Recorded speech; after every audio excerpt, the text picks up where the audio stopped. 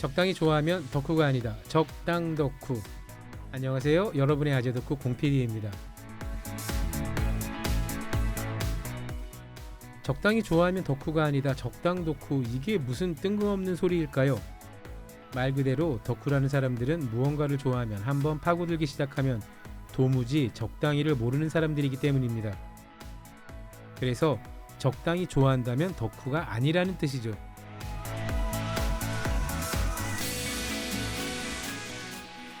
이 프로그램의 제목이 적당 덕후인 이유입니다. 어제에 이어 전국 제일 경기도 덕후, 경기도에 관한 으뜸 이야기꾼, 국가대표 아니 우주대표 경기도 알림이 윤민 작가님과 함께합니다. 적당히 좋아하면 덕후가 아니다. 적당 덕후 OBS 라디오. 자, 윤민 작가님 모셨습니다. 안녕하세요. 네, 안녕하세요. 역사여행 작가이자 경기도 덕후 우미입니다. 반갑습니다. 경기도에 대해서 어느 정도 찐 덕후이신지. 아마도 31개 시군을 전부 다 수십 번 가본 사람은 아마 저밖에 없을 것 같습니다. 가장 취재를 위해서, 책 취재를 위해서 가장 많이 가보셨던 곳은 어디일까요? 다 비슷비슷한 것 같은데 아무래도 제가 가장 애정하는 곳이라면 경기도 여주가 아닐까 싶어요. 여주는 몇 번 정도 가셨어요? 여주는 일로서도 많이 가고 그리고 책 쓰기 위해서도 많이 가고 음. 취재하기 위해서도 많이 갔으니까 대략 못해도 한 20번 이상은 간 것 같아요. 20회 정도 그것도 한 최근 고장만. 2년 사이에. 최근 2년 사이. 아니 그럼 거의 여주로 2주에 한 번 출장을 가셔야 그 정도 횟수가 나올 텐데요. 그러니까요. 여주를 왜 이렇게 많이 갔는지 모르겠는데 제가 사실 항상 기획을 하거나 아니면은 강연을 야외로 할 때가 있거든요. 그때 현장 학습을 할 때 항상 제가 가는 곳이 바로 또 여주를 가요. 아하. 여주가 경기도의 색채를 가장 잘 간직하고 있으면서도 그 남한강이라던가 그리고 특히 실력사는 전국에서 유일하게 강변에 있는 사찰입니다. 보물이죠. 네. 정말 보물이죠. 그리고 또 세종대왕 왕릉은 물론이고 또 명성황후라든가 또 송시열 선생님 뭐 다양한 역사적 인물이 또 여주에 있고요. 그리고 먹거리도 뭐 딱히 두드러지는 건 없지만 그래도 경기도의 그 땅을 담아서 맛있는 음식들이 많은 곳이 또 여주이기도 합니다. 말씀하신 여주가 생각해보면 경기도의 특색이 정말 잘 드러나는 것 같아요. 그러니까 풍부한 물산력, 다양한 식재료가 가진 그리고 풍부한 역사적 배경이 있는 곳이기도 하면서 또 특히 여주가 재밌는 거는 강원도와 경기도의 절묘한 경계 같은 느낌이 살짝 들거든요. 물론 높은 산 같은 건 없지만 그렇죠. 음식의 재료나 사람들의 성정 같은 것들이 경기도도 깍쟁이 같은 기질이 있잖아요. 네네, 근데 맞아요. 여주만 가도 그게 많이 사라집니다. 약간 경기도에 있는데도 불구하고 조금 약간 교외에 있는 그런 느낌이 드는 곳이 또 여주라고 할 수 있겠고요. 환경은 너무 좋죠. 네네. 자전거 타기도 정말 좋아요. 자전거 덕후이지 않습니까? 예, 남한강 자전거 길은 축복입니다. 제가 자신 있게 말씀드리는데요. 물론 제가 전 세계 자전거 길을 많이 가보진 못했습니다만 한강길, 특히 남한강길 같은 경우에는 전 세계 어디를 비교해봐도 이건 너무 멋지다. 너무 포장도 잘 돼 있고 길도 멋지고 편의시설 훌륭하고 네네. 그리고 적어도 우리는 자전거를 타다가 강도를 당한다거나 그럴 일 절대로 예, 없죠. 범죄 휘말릴 네. 일이 거의 없잖아요. 그리고 그렇게 안전하다는 네. 거. 그리고 또 강원도에 있다 보니까 강원도 경계에 있거든요. 원주랑. 그러다 보니까 강원도에서 가장 유명한 그 식재료가 바로 메밀이지 않습니까? 그 메밀이 여주로 와가지고 그 막국수라는 음식이 또 여주의 또 명물이기도 하거든요. 그러니까 이제 막국수 하면 대부분 뭐 춘천, 홍천 떠올리실 텐데 춘천, 홍천, 봉평. 근데 거기랑은 또 스타일이 조금 달라요. 네, 많이 메밀 나왔어요. 함량이라기보다는 그 맛을 내는 양념의 차이가 더 강한 것 같긴 한데. 좀 매운 양념이 좀 강하거든요. 전반적으로 경기도의 막국수가. 그렇죠. 그 네. 서쪽으로 갈수록 점점 더 양념이 강해지고요. 그 메밀 함량은 높아지고 네, 양념은 약간 순해지는 그런 경향이 있죠. 네. 자, 아무튼 이런 경기도의 아들 경기도 덕후 윤민 작가님과 이야기하고 있고요. 네네. 파주 이야기를 쭉 해왔습니다. 파주 이야기를 오늘 조금 더 하는 건가요? 파주 이야기를 계속 하면은 사람들이 또 다른 도시도 궁금해하고. 네네. 저는 어제 파주 이야기 중에 가장 기억에 남는 건요. 역시 제가 요리를 좋아해서 그런지 몰라도 파주식 부대찌개. 네. 예, 쑥갓을 가니쉬로 올린 부대찌개라 정말 상상이 안 갑니다. 꼭 한번 드셔보시기 바랍니다. 네, 궁금합니다. 네. 자, 그럼 오늘은 어디로 갑니까? 오늘은 파주에서 조금 더 임진강을 따라서 상류로 거슬러 올라가다 보면 나오는 동네인 연천도천. 연투도천으로 네. 한번 떠나보도록 하겠습니다. 연천. 근데 사실 제가 경기도에 살기 전에 이제 경기도에서 다른 도시 이름은 상당히 많이 들어봤지만 연천이라 이름은 솔직히 좀 흔하지가 않잖아요. 아니 무슨 말씀이십니까? 국사 교과서에 떡하니 나오죠. 그거... 연천 전곡리 하면은 그냥 그쵸. 네, 그게 엄청 유명한데도 불구하고 보통 연천 전곡리라고 잘 생각 안 하고 그냥 저는 전곡리라고만 생각했었어요. 네, 연천이라는 단어가 쑥 빠지죠. 연천은 기억하지 못하시고. 네네. 그럼 어떻게 생각하면 한반도의 근본 같은 곳이기도 하죠. 거기 가보니까 그렇게 느껴지더라고요. 강화와 더불어 한반도의 근본 같은 곳. 네. 그런데 최근에 그 역사가 조금 다시 써질 것 같긴 해요. 왜냐하면 중도에서 춘천 중도에서도 어마어마한 신석기부터 청동기까지 네. 이르는 유적지가 발견됐기 때문에 그렇긴 해도 그 연천의 전곡리 유적은 구석기로 거슬러 올라가는 그렇죠. 그런 거기 때문에 뭐 중도하고 다른 결로 봐도 무방합니다. 그런데 이제 연천이 사실 경기도에서 인구가 가장 적거든요. 연천이 가장 적습니까? 네, 경기도에도 예전에 군이 많았잖아요. 시하고 군이 나눠지는데, 근데 어느 순간부터 이제 여주도 군에서 시로 승격하고, 그러네요. 네, 시로 승격한 고장이 워낙 많이 늘었고요. 그러고 보니까 경기도의 군이 가평군, 연천군, 양평군이 있습니다. 양평군 딱 세 세 곳밖에 없네요. 다시가 됐네요. 네, 근데 이제 양평조차도 인구가 10만이 넘어요. 그럼 이제 곧 지승격을 아마도 눈앞에 노려볼 수도 있겠죠. 이제 음. 양평 자체도 이제 저희 같은 예술인, 은퇴한 예술인들을 위한 공간이 많은 곳이 또 양평이거든요. 양평의 두물머리는 자전거인들의 성지 중에 성지입니다. 거기서 또 핫도그도 한번 드셔보세요. 할 말이 많은데 그건 하지 않겠습니다. 두물머리 핫도그와 초계국수는 네네. 할 말은 많은데 하지 않을게요. 아무튼 이제 양평조차도 인구가 10만이 넘어가는 판국인데, 근데 연천은 경기도에서 유일하게 인구가 5만이 되지 않아요. 연천 인구가 5만도 안 되나요? 4만 3천입니다. 4만 3천은 연천에 주둔하고 있는 국군 장병을 포함한 인구입니까? 아마 군인은 민간이라고 다르게 분류되기 때문에 포함시키지 않겠지만 간부와 가족들은 주민등록을 이전하잖아요. 그러면 그렇죠. 그거는 포함되죠. 되겠죠. 그래서 경기도에서 가장 인구가 작고 그렇군요. 네. 그리고 사실 연천이 또 서울에서도 북쪽에 있지만 서울에 사는 사람들은 상당히 좀 먼 거리처럼 느껴지죠. 실제 멀어요. 그러니까 뭐 양주에서도 또 한참 올라가야 되고. 양주에서 동두천도 지나서 올라가기 때문에. 그러니까 그 서울에서 기준으로 보면, 그러니까 경기 남부에서 시작한다 그러면 서울 노원 도봉을 지나면 이제 의정부 동두천이 나오지 않습니까? 네네. 그 지나야 양주고요. 양주에서 위쪽으로 조금 더 올라가야 한참 올라가요. 연천이 나오기 때문에. 그런데 제가 사실 예전에 노원에 잠깐 살았던 적이 있어요. 음. 그래서 노원에서 그 연천을 처음 갔었는데 기차를 타고 올라갔었어요, 제가. 기차를 타고 전철을 타고 소요산역에서 또 갈아타서 그때는 이제 통근 열차라 해가지고. 그때 연천까지 열차가 다녔었군요. 네. 지금 또 연천에 1호선이 새롭게 지어지고 있어요. 연장하고 있죠. 네. 조만간 개통하죠. 그런데 1시간 정도밖에 안 걸리더라고요. 이 지방에 사는 사람들이 1시간 걸린다는 거는 그렇게 멀지 않다는 거거든요.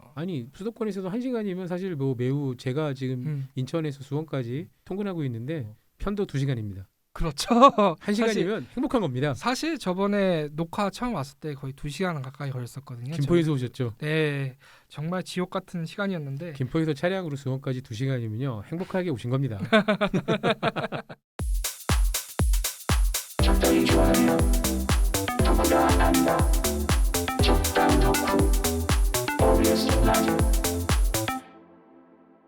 제가 연천을 왜 가야 하나 이렇게 고민을 하고 있을 때 인터넷에서 사진 하나를 우연히 제가 보게 된 거죠. 우리나라 대부분 성곽이 어디에 있습니까? 산에 있죠. 그래서 산에 있으면 보통 나무라든가 숲으로 가려지기 때문에 그 위험이 좀처럼 드러나기가 힘들잖아요.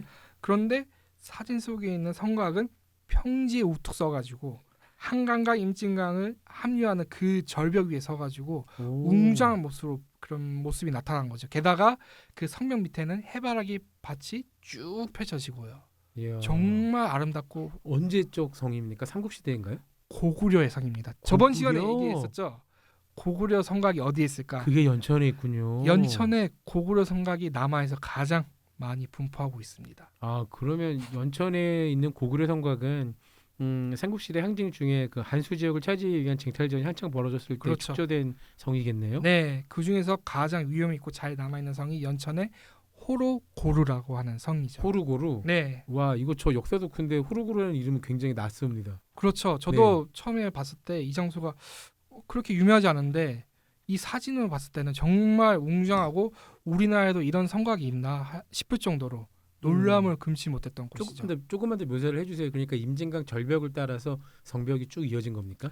이 고르라는 곳이 어떤 거냐면은 하나 요새 같은 거예요. 요새. 그래서 동쪽에만 평지가 있는 동쪽에만 성벽이 쌓아져 있고 나머지 두 개변은 그 임진강 한탄각이 사실은 화산 지형으로 인해 생겨난 주상절리 절벽 공간이거든요. 네. 그래서 그 단에 위에 서 있기 때문에 이 두 절벽이 있는 두 개는 성벽이 따로 필요가 없는 거죠. 그렇군요. 그래서 성벽이 있는 곳은 이제 평지 지역에만 성벽이 쌓아져 있는 겁니다. 그래서 웅장하게 느껴지는 거죠. 그 콘스탄티노플 지금 이스탄불이죠. 네네. 콘스탄티노플에 있는 그 금강만을 바라보는 그 콘스탄티노플 성 같은 그런 약간 느낌인가요? 테오도시우스 성벽 그런 느낌이 그런 약간 느낌으로. 납니다. 네. 그러니까 삼중 성벽은 아니겠지만 그 정도가 되면은 아마 전 세계에서 강하게 찾아왔겠죠. 그렇죠, 그렇죠.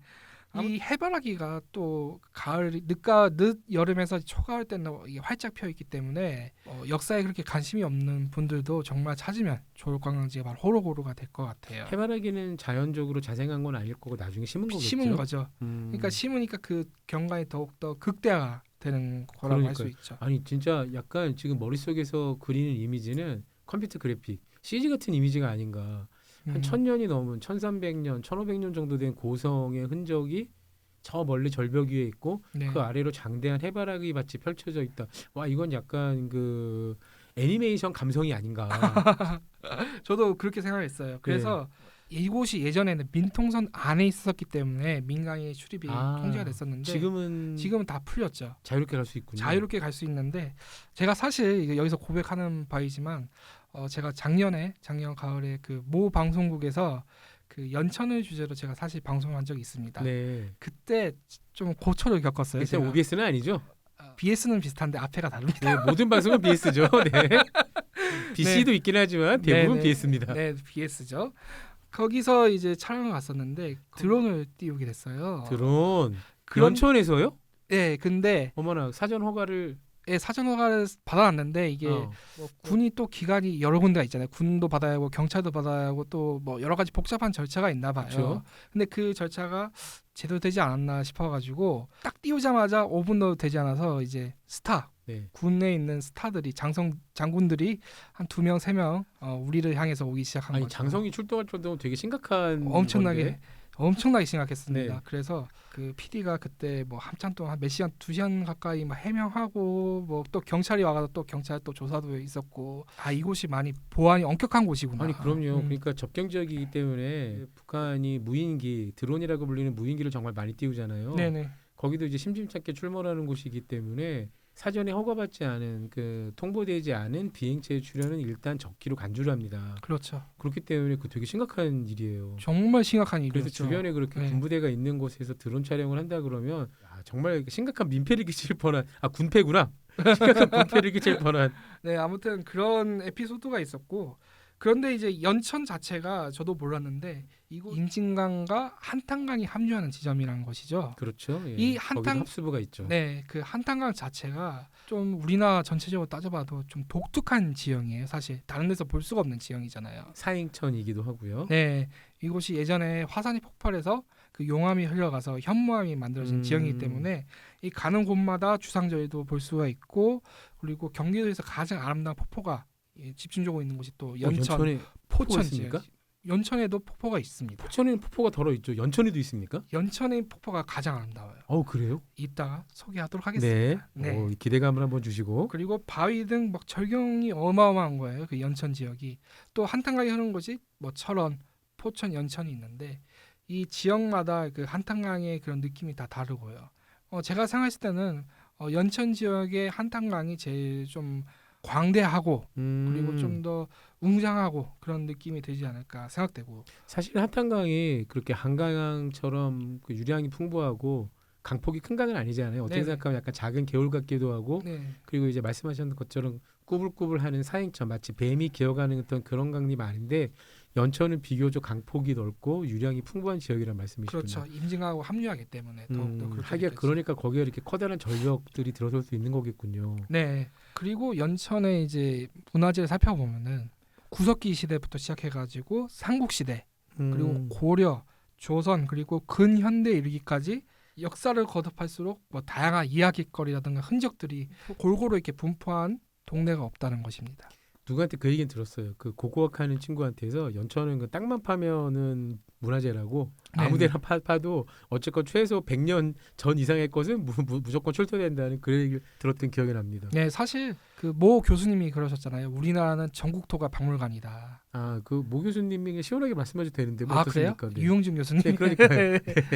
사실 우리나라 어디를 가든지 정말 문화재가 이렇게 다양하게 있고 그리고 이야기거리가 다양하게 남아 있는 그런 나라들이 생각보다 많지는 않거든요. 뭐 물론 근처에 중국이라든가 일본이 있지만 우리나라 국토의 크기가 그렇게 크지 않음에도 불구하고 고장마다 다양한 문화재라든가 이야기거리가 남아 있는데 그래서 안타까운 점도 있어요. 사실 우리가 전란을 많이 겪었지 않습니까? 네네. 뭐 임진왜란, 병자호란 같은 큰 전란부터 시작해서 최근에 한국 전쟁까지. 그렇죠. 그러니까 너무 많이 파괴되고 사라지고 없어지고 미국 같은 나라를 역사가 짧다고 얘기하잖아요. 아닌데 네네. 그렇지 않아요. 미국도 역사가 이제 200년이 넘은 250년 가까운. 그렇죠. 거의 이제 식민 시대까지 합치면 300년 넘었죠. 그렇죠. 그러니까 네. 거기도 그러니까 보스턴 같은 옛 올해 올드타운을 가면은 거기서 100년 넘은 건축물은 지은 지 얼마 안 됐네. 뭐 지은 지 적어도 200년은 돼줘야 좀 됐네 싶은 거죠. 근데 생각해보면 우리가 현대적 도시에서 100년 넘은 건축물은 거의 없지 않습니까? 네네 맞습니다. 그런 게 굉장히 아쉬워요. 만약 우리가 한국 전쟁이라는 끔찍한 참화를 겪지 않았다면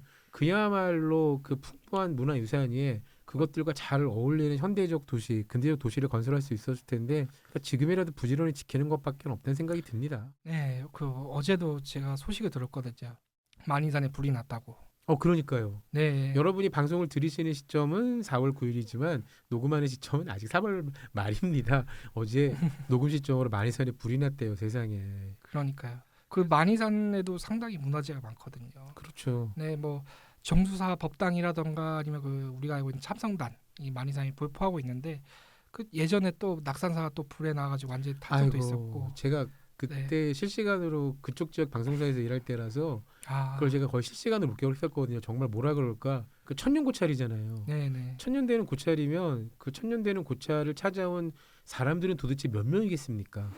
그게 1, 200년도 아니고 1000년 동안이었는데 그 많은 사람들이 염원을 달고 뭔가 갈망하고 열망하고 기도하던 그 흔적이 그대로 사라진 거잖아요. 그렇죠. 너무 안타까운 정말 눈앞에서 사람이 내가 잘 알던 친한 지인이 쓰러져 목숨을 다하는 것 같은 그런 정말 가슴 아픈 느낌을 받았었거든요. 네. 그런 아픔에도 불구하고 우리는 남은 거라도 지금부터라도 좀 잘 지키는 게 네, 중요할 것 같습니다. 그렇습니다. 그런 의미에서 그 연천의 그 임진각, 한탄강가의 고구려 성곽들을 네, 고구려 성곽 얘기 좀 더 해주시면 좋을 것 같아요. 일단 저는 남한 쪽에 고구려 성곽이 온전히 보존되어 있다는 것도 정말 오늘 처음 들었고요. 네네. 죄송합니다. 무식해서. 아니면 그러니까 이래서 저희가 은민 작가님 같은 경기도 덕후를 모시는 건 아니겠습니까?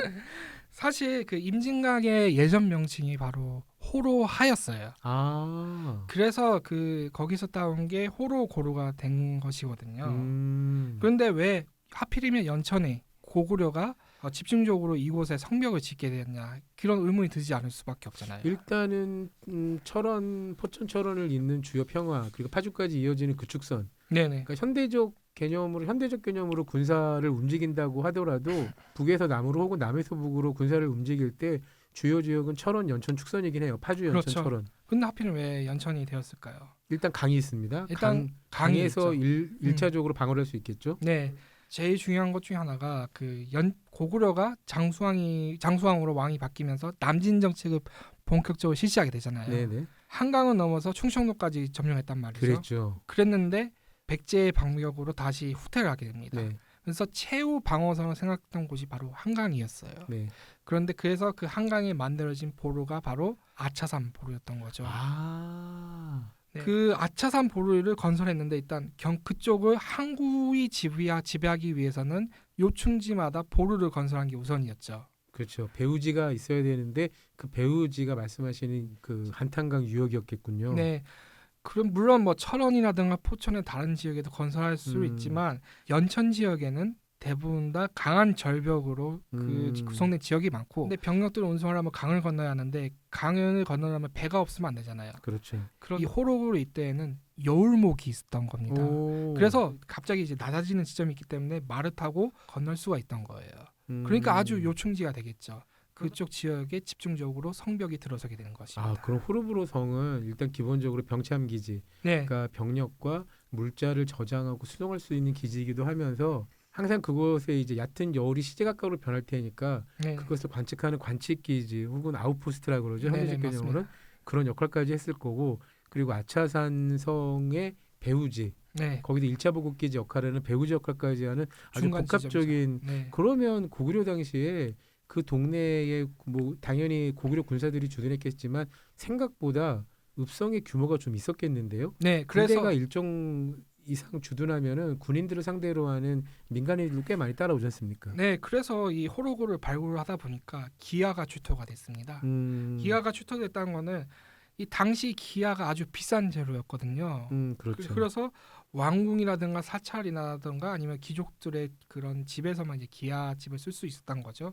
그런 만큼 이곳을 그 단순히 방어만 하기 위해서 만들어진 게 아니라 일종의 도시 역할을 하기 위해서도 건물이 지어졌다는 걸 알 수가 있고, 이 고구려인들이 정착하고 살고 있던 도시의 기능을 어느 정도 수행했다고 볼 수가 있고요. 그리고 마지막으로 이 호로고르뿐만 아니라 그 주변에도 고구려 성곽이 꽤 분포하고 있다는 것이죠. 그렇겠죠. 그게 약간 본성 느낌이면 지성 느낌으로. 네, 본성이야 호로고르라고 하면은 이 한탄강을 따라서 좀 더 상류로 거슬러 올라가다 보면 은대리 성이라고 하나 더 있거든요.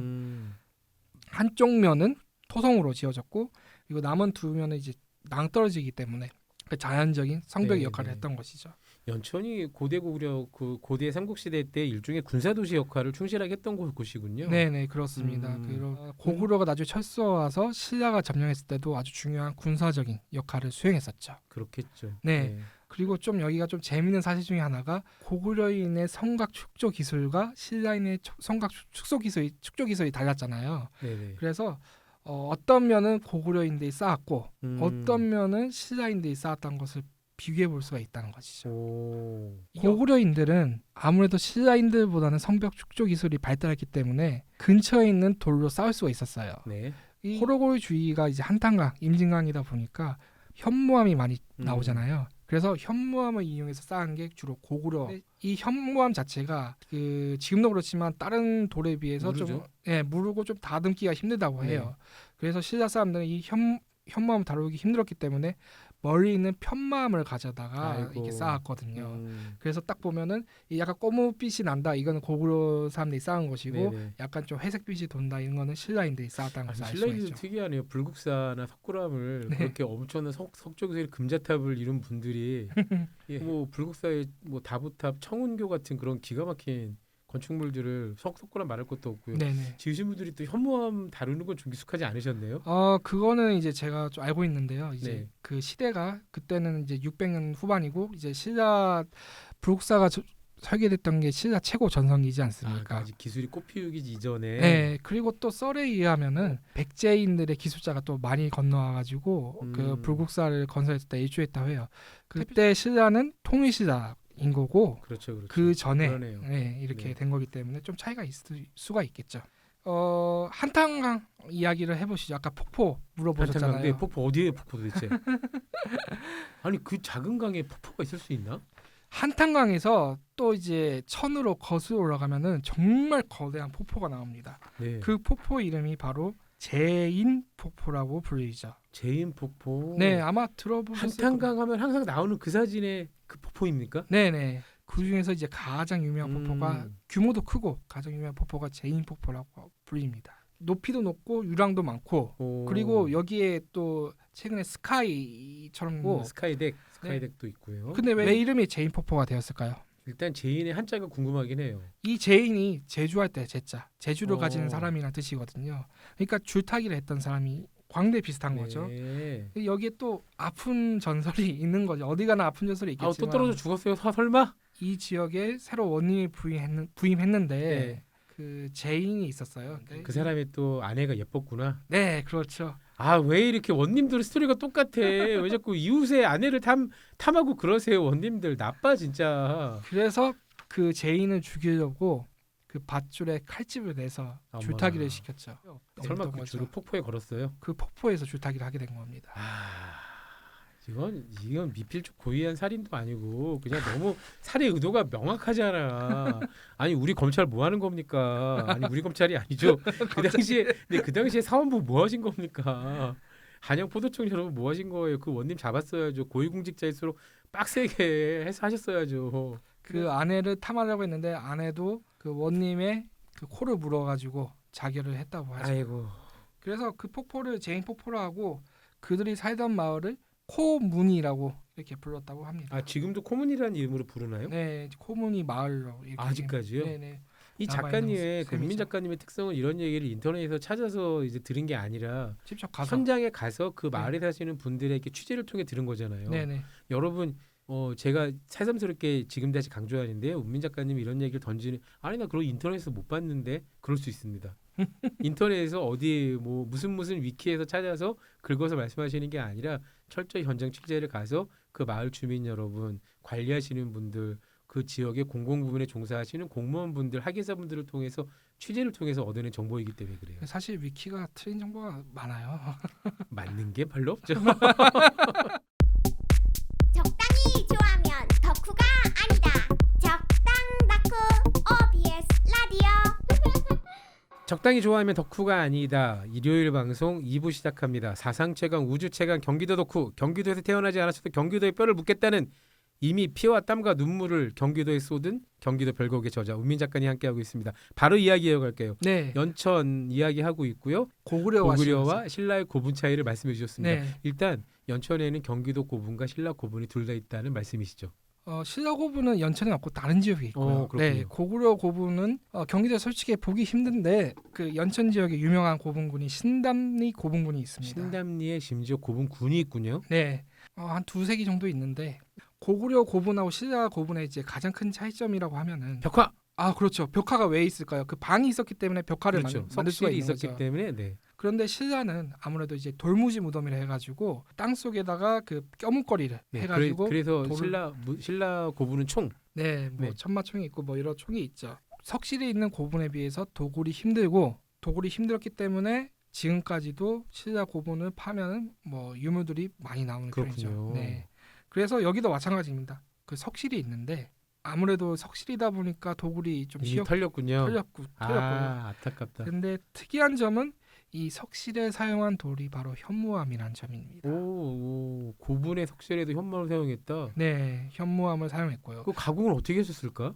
그러니까 이 고구려의 그 돌 다루는 기술이 생각보다는 좀 뛰어난 것 같습니다. 석실이라 그러면 틀림없이 네모 반듯한 뭐 장방형은 아닐 거고 어느 정도 아치가 구조가 있는 네네. 천장 무게를 견디려면 당연히 그렇게 만들었을 텐데요. 근데 그거를 현무암으로 현무암을? 오늘 어떻게 다뤘을까요? 그러니까. 네, 저도 좀 미스테리인 것 같고요. 이 신담리 고분군 주위에 바로 또 한탄강이 있거든요. 네. 네, 이 한탄강이 사실 유네스코 지질공원으로 인정된 그런 곳입니다. 유네스코의 무슨 공이요? 지질공원. 지질공원. 사실 유네스코 세계문화유산은 수천 개 가까이 되거든요. 그렇죠. 근데 지질공원은 사실 전 세계 40개국에 140개밖에 없어요. 아 유네스코의 지질공원이라는 건 유네스코의 자연문화유산 말씀. 조금 달라요. 다릅니까? 네, 유네스코 세계 자연문화유산이 있고 네. 세계 문화유산이 있고 복합문화유산이 있는데 네. 그거하고 다른 형태의 세계 지질공원. 지질공원. 네, 그 지역만의 독특한 지질이라던가 이 음. 경관을 전 세계적으로 보존해야 할 그런 가치가 있을 경우에 세계 지질공원으로 지정되는 아니 이런 거죠. 정보가 전 되게 재밌는 것 같아요. 그러면 세계 유네스코가 지정한 세계 지질공원이 일단 우리나라의 한탄강 쪽에 있고요. 또 우리나라에 다른 곳이 있나요? 몇 군데 더 있습니다. 하나는 네. 제주도. 제주도 역시 그 주상절리 많은 네. 네. 그리고 청송. 청송에도 네, 충성에 그 유명한 산이 있죠. 주황산이라고. 그쪽 지질이 정말 독특하고요. 약간 중국의 산에 온 것 같은 그런 느낌을 주는 것이 몰랐네요. 또 그렇군요. 청송의 주황산이에요. 그 마지막으로 무등산. 무등산도요? 네, 무등산. 무등산에 수박만 유행한 줄 알았더니 거기도 주상절리처럼 이렇게 입석대가 있습니다. 거기도 네, 전 세계에는 다른 유명한 곳이 어디가 있을까요?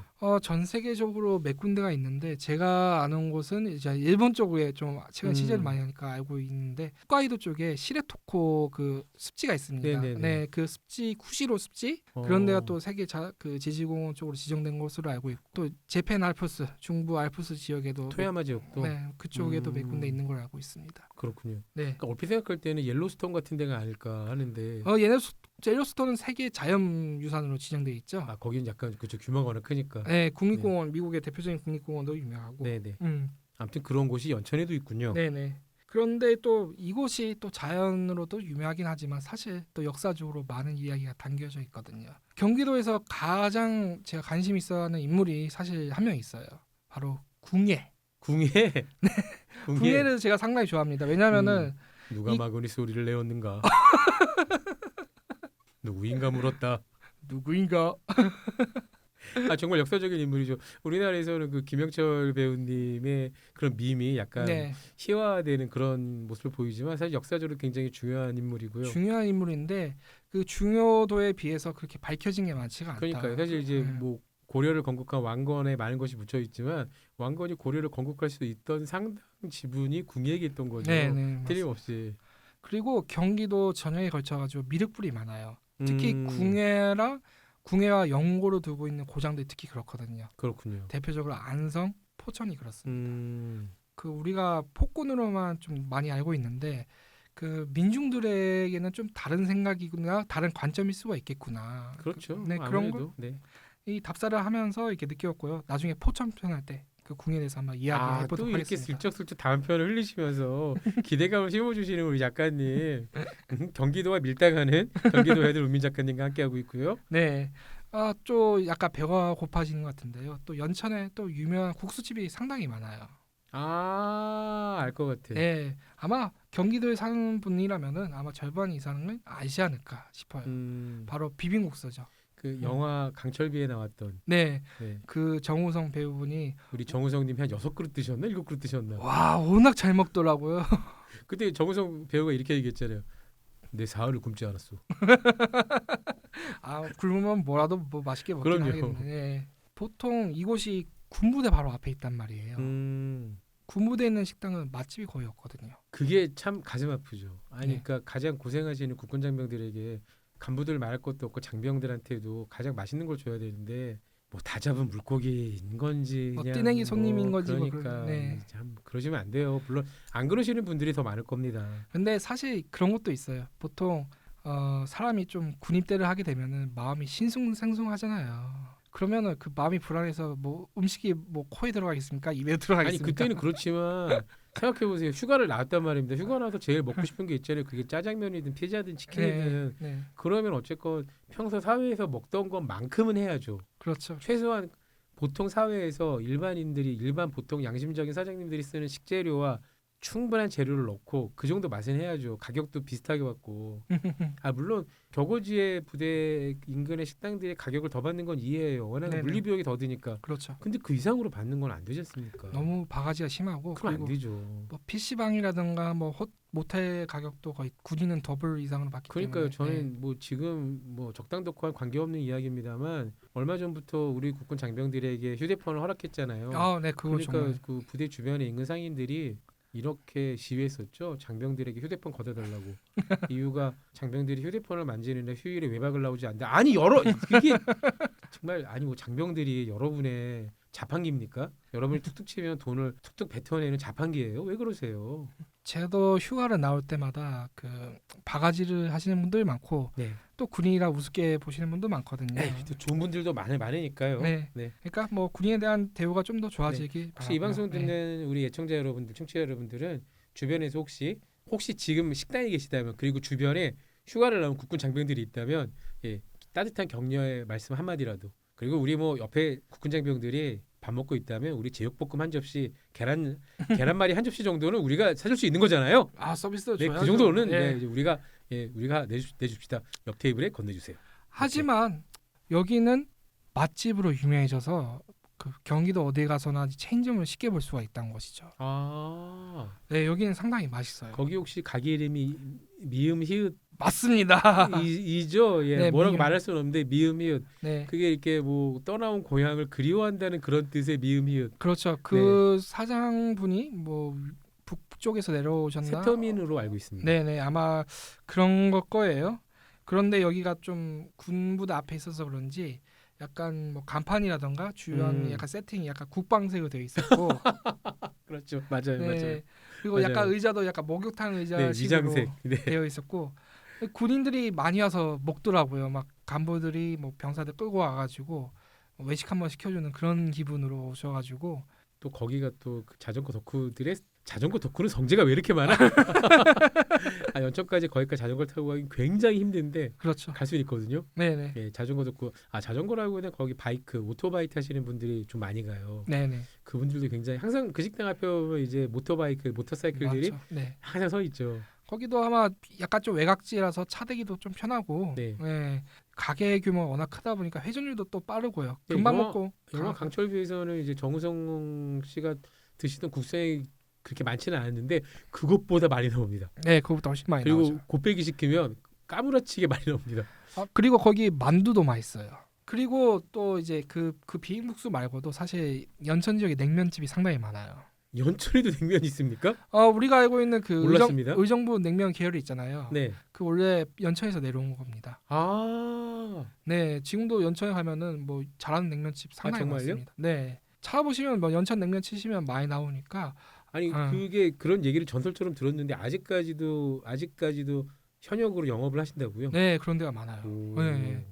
냉면 말고도 국수집이 많더라고요 연천에는. 그러니까요. 아니 네. 저도 좀 냉면 좀 씻고 살았다는 사람으로 약간 자부심이 있었는데 오늘 통렬히 반성을 하면서 예, 다시 한번 연천을 꼭 국수 투어를 네. 거긴 1박 2일 이상으로 가야겠네요.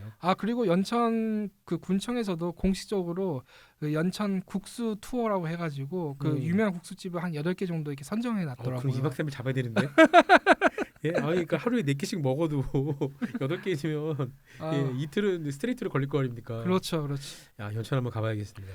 그리고 이제 연천하면 제일 유명한 게 아까 앞서 언급했던 전곡리 선사 유적지죠. 그렇죠. 네, 이게 좀 말도 안 되게 좀 극적으로 발견된 거라서 네네. 이 스토리가 좀 재밌어요, 사실. 네. 그 1977년으로 넘어가야 할 텐데, 그렇게 오래되진 않았네요. 네, 그때 이제 1월 달이었죠. 네. 그 연천은 지금도 그렇지만 경기도에서 가장 추운 곳 추워. 네. 중에 하나입니다. 그래서 철원보다 추워. 네. 그런데 이 한탄강변에서 이제 한 군인이 그 자기 연인과 이게 산책을 하고 있었던 네. 거죠. 근데 이 미군이 미군이었군요. 네, 사실 이제 그렉 보웬이라고 불리는 그 사람인데 이 사람이 전공이 고고학이었어요. 그 고고학인데 좀 약간 좀 미국에서도 공부를 하고 그 프랑스에서도 약간 전공을 했더라고요. 심지어 배운 군인. 엄청 배운 군인이 네, 이제 배운 약간 군인. 네 그렇다면 간부였나 보죠? 간부는 아니고 병사였습니다. 병사인데. 네. 그런데 자기 버릇 중에 하나가 이게 특이한 지형이라든가 지층에 가면은 막 돌 같은 거 모으고 수집하고 그런 게 취미였나 봐요. 덕후네. 네, 덕후였죠. 콜렉팅을 하는 콜렉터를 하는 덕후네. 역시 세상을 바꾸는 건 덕후들이다. 네. 그 주먹도끼를 발견한 거예요. 그런데 딱 보니까 이게 구석기 시대 때 돌도끼였던 거죠. 그러니까 이게 뭐 맞이냐 타지냐를 가릴 거 없이 어쨌건 구석기 형태의 돌도끼가 잘 모르는 사람이 봤을 때는 그냥 돌이 좀 투박하게 생겼네, 되게 생겼는데 이 사람 네네. 눈에는 가만히 있어봐. 이것은 예전에 사용하던 손도끼 모양의 것이 아닌가. 근데 아까 말씀했었잖아요. 그 그렉 보웬이 고고학 전공이라고 그리고 프랑스에서도 유학을 했었다고. 아하. 근데 그거를 프랑스에 보냈던 거죠. 심지어. 그래서 그거를 전문적으로 분석을 하니까 이게 구석기 시대 때 유적지가 있었다. 이게. 탄소연대 측정을까지 네. 해봤는데 네네. 깜짝 놀랄 만큼 깜짝 놀랐던 거죠. 수천 년 이전에 사실 우리나라가 구석지 유적지가 그 전까지 발견이 되지 않았어요. 그랬죠. 네.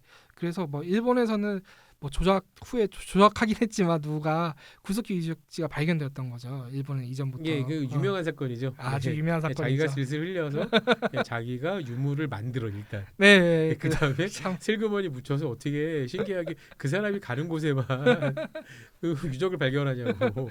말도 안 되는 사건이었는데 그래서 막 일본은 거쳐가지고 한반도에 이제 그 문명이 전리했다 이런 말도 안 되는 학설을 낸 적이 있었단 말이에요. 그런데 여기서 이게 발견이 된다는 아니 거죠. 그것도 말이 될 수가 있어요. 왜냐하면 일본 동쪽 옆에 아틀란티스가 있었거든요. 그래서 아틀란티스에서 서쪽에 있는 일본으로 문물을 건네주고 그게 우리나라로 온 거죠. 네.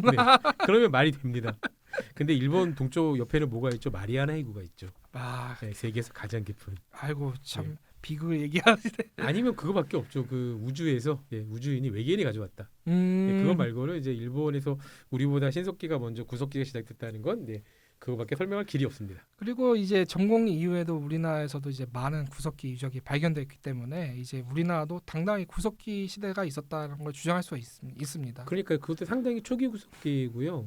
연천 전곡리에서 대규모 유적이 발굴된 게 그냥 단순하게 역사적, 과학적, 고고학적 사실뿐만이 아니라 저는 이런 것 같아요. 그런 과학적 사건들, 역사적인 과학적 사건들은 당대를 넘어 그 이후에도 엄청난 영감을 줍니다. 네네. 그러니까 지금까지 우리가 생각했던 사실이 진실이 아니었어. 맞아요.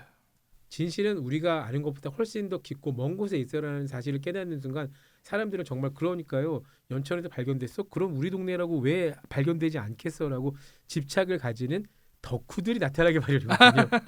모든 얘기의 끝은 덕후군요. 세상에 덕후들이 많아져야 됩니다. 네, 맞아요. 여러분 세상에 덕후라는 사람들은요.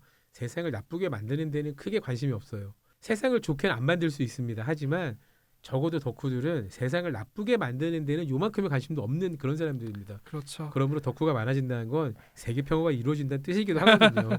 아, 이렇게 세가 평화론까지 들고 나오시는 적당히 좋아하면 덕후가 아니다. 적당 덕후 OBS 라디오. 이 구석기적 발견에 인해서 뭔가 그 고장의 정체성이라든가 이 고장을 대표할 만한 뭔가 아이콘적인 게 하나 생긴 거죠. 단숨에 한반도의 근본이 된 거죠. 네, 한반도 역사의 우리보다 중심. 더 오랜 데 있으면 나오라 그래. 딱 이거지. 이 구석기를 컨셉으로 공공시설에 뭐 원신 캐릭터 설치되고 그리고 이곳의 축제가 가장 유명해요. 그 구석기 축제. 연천에 있는 구석기 박물관은 레벨이 상당히 높긴 해요. 실제로 저도 박물관 덕후라서 박물관을 자주 다니는데 전시물들의 종류나 큐레이팅하는 방법이나 설명하는 방식이 깜짝 놀랄 만큼 세련됐습니다. 그리고 터널 같은 데는 이제 예전에 뭐 라스코라든가 알마티라 네. 동굴 벽화 이런 것도 정말 잘 꾸며져 있어가지고 거기 방문도 상당히 훌륭했습니다. 그거 보면 한민족의 DNA에는 박물관의 피가 흐르는 것이 아닐까. 저도 이제 세계 박물관, 특히 이제 일본 박물관들을 많이 가보셔서 느낀 건데 네네. 우리 국립중앙박물관의 수준이 정말 탑 레벨에 있다는 거는 그 수장고가 지닌 여러 가지 보물들의 유형뿐만이 아니라요. 그것들을 큐레이팅하는 방식, 전시하는 방식이나 대중에게 설명하는 방식 이런 것들이 상상을 초월할 정도로 세련됩니다. 네, 그렇죠. 한번 여러분 세계 가보세요. 그러니까 뭐 대영 제국 박물관이라고 부르는 건 저는 반대하지만 어쨌건 그 런던에 있는 그 큰 박물관이나 뉴욕에 있는 메트로폴리탄 이런 데하고 비교해봐도 전 세계적 다양성을 빼놓으면 우리 국립중앙박물관도 결코 뒤지지 않습니다. 그 우리나라 특성이 그 시대의 흐름이라든가 그 시대의 키워드를 잘 쫓아가는 편이잖아요. 얘기를 잘 만들어요. 네, 그 특히 정말 강해. 박물관이나 전시관이 요즘 새로 생긴 데마다 정말 구성이 잘 돼 있거든요. 그러니까요. 요즘 또 미디어 아트가 유행하다 보니까 그 미디어 아트 기법을 이용해서 그 전시 공간을 꾸며놓는데 보통 박물관이라든가 전시관 이런 걸 싫어하는 사람이라도 정말 흥미롭게 느낄 수 있게끔. 그러니까요. 네, 제가 적당덕후에서 꼭 국립진주박물관의 학예사분들을 모실 건데요. 그분들이 이제 재작년에 했던 특별전 중에 화력조선이라는 게 네, 있습니다. 맞습니다. 그거 워낙 아세요? 유명해서 제가 또 임진왜란을 또 준비하고 있기 그렇군요. 때문에 네. 보셨군요. 그렇죠. 그러니까 임진왜란을 공부하시는 분들이거나 전쟁사를 좋아하시는 좀 연구하고 좋아하시는 분들이라면 화력조선 저를 모를 리가 없죠. 네. 저 그분들 꼭 모실 겁니다. 근데 이 국립진주박물 예전만 하더라도 정말 따분한 박물관 중 하나였는데 그냥 지방에 있는 평범한 국립박물관이었죠. 어느 순간부터 이제 무기라든가 전쟁을 자기 그 박물관의 이제 중심 키워드로 맞추면서 그 박물관이 정말 우리나라에 있는 어느 박물관보다 흥미로워진 것 그러니까요. 같아요. 네. 지금 국립진주박물관을 말씀드리는 거는 연천에 있는 구석기 박물관도 거기에 못지않은 다양한 재미가 있다는 말씀을 네. 드리기 위함이었어요. 그리고 이제 그 연천에 있는 구석기 박물관이 경기도 박물관 산하에 있거든요. 그 경기도 박물관이 용인에 있어요. 그 수원에서 그렇군요. 멀지 않은. 네. 그래서 그 경기도 박물관이 관리하는 곳이 그 남양주의 다산 실학박물관. 그리고 그렇군요. 그 연천의 구석기 박물관 이렇게 있는 거죠. 저 경기도 공공부문에 계신 분들께 머리 숙여 죄송하다는 말씀드립니다. 전 지금까지 다산박물관이나 연천에 있는 구석기박물관이 다 민간에서 운영하는 건 줄 알았어요. 그러니까 이렇게 다양한 상상력으로 재밌는 이야기를 만들어내는 거 했더니 이게 경기도에서 운영하는 거였다니 정말 죄송합니다. 네, 그래서 경기도 박물관 관계자분들이 제가 좀 아는 분들이 많은데 이렇게 또 이야기 언급해줬다는 걸 하셨으면 좋겠습니다. 그러니까요. 네. 경기도 대단한데요. 네. 경기도의 자부심이 새록새록 느껴집니다. 참고로 저 인천 사람입니다.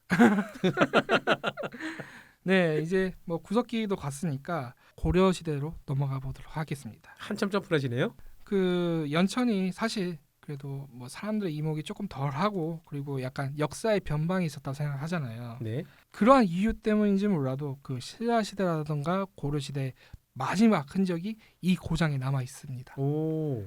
그 흔히 왕조의 시작이라든가 전성기를 담았던 그런 군주라든가 그 흔적들은 뭐 경주라든가 부여 공주 네. 그 많은 사람들의 눈길을 끌고 있지만 네네. 그 우리가 왕조의 마지막을 잘 기억하지는 못하잖아요. 그렇죠. 네, 그 연천에 신라의 마지막 왕인 오. 경순왕의 왕릉이 있습니다. 연천에요. 네네. 와, 그 특이하네.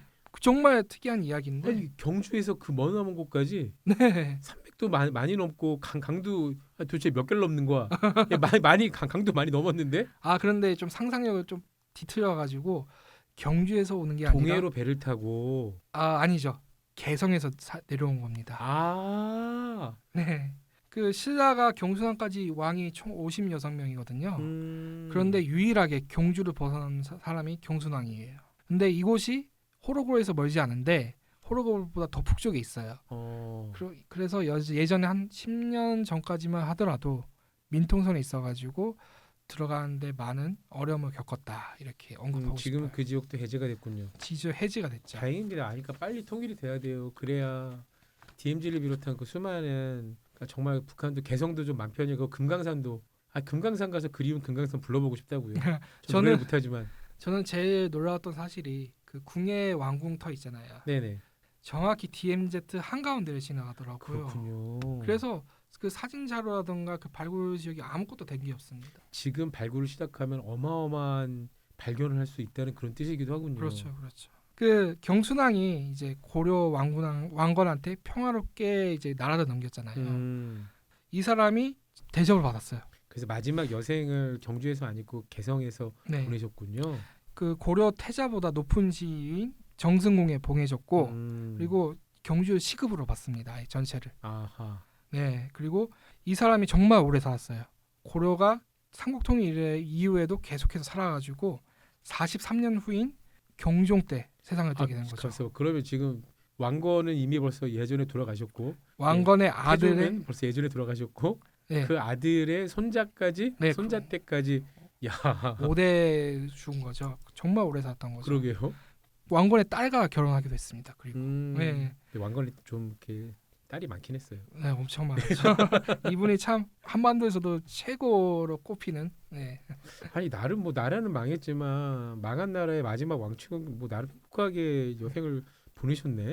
그렇죠. 그런데 개성에 묻혀야 되잖아요. 솔직히 뭐 경주에 그러네요. 안 묻히면은. 근데 개성도 경주도 아닌 아무런 연고도 없는 왜 연천에 묻히게 된 걸까요? 그러게요. 네. 근데 첫 번째는 연천에서 개성이 생각보다 멀지가 않아요. 경주보다 가깝겠죠? 경순왕이 돌아가시기 전에 자기는 원래 고향이 경주에 묻히기를 원했다고 그렇겠지. 합니다. 네. 다 누구나 그렇겠죠. 그래서 상녀가 경주로 향하던 도중에 연천 부근에서 이제 관군들이 못 가게 막은 거예요.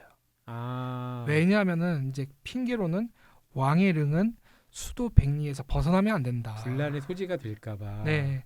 실은 이제 신라의 옛 유민들이 경수왕을 이제 매개체로 해가지고 부흥 운동이 일어날까 두려운 게 컸다고 합니다. 그러니까 고려건국 그 40년이 지난 거 아니에요. 네.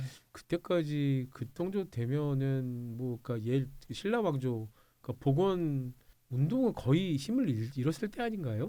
몽골 침입까지 넘어가면은 그 경주에서 또 신라 왕실 부흥 그 운동이 한 번 더 일어나게 되거든요. 왕정 복고를 몽골 때 또 했다고요? 네, 몽골 그렇죠. 침입 때도?